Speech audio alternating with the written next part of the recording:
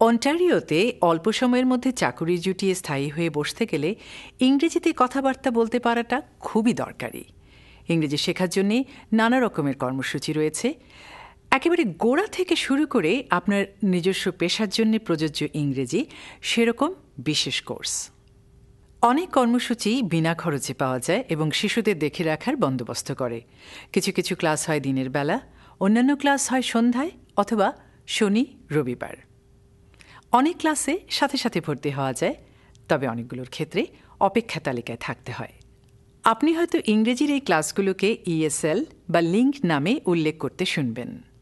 Link স্থায়ী অভিবাসী অথবা শরণার্থীদের জন্য সরকারি অর্থে পরিচালিত ইংরেজি শেখার কর্মসূচি।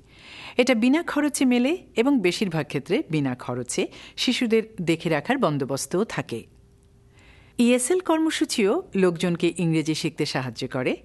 এসব কর্মসূচি স্থানীয় স্কুল বোর্ড, কমিউনিটি দল এবং স্থানীয় কলেজের মাধ্যমে পরিবেশিত হতে পারে। যে কেউ এতে অংশ নিতে পারে, তবে সেজন্য ফি থাকতে পারে, তাই নাম লেখানোর আগে জেনে নেওয়া ভালো। বিস্তারিত তথ্য পেতে আপনার কাছাকাছি কোনো কমিউনিটি এজেন্সিতে যান বা খুলে দেখুন www.settlement.org।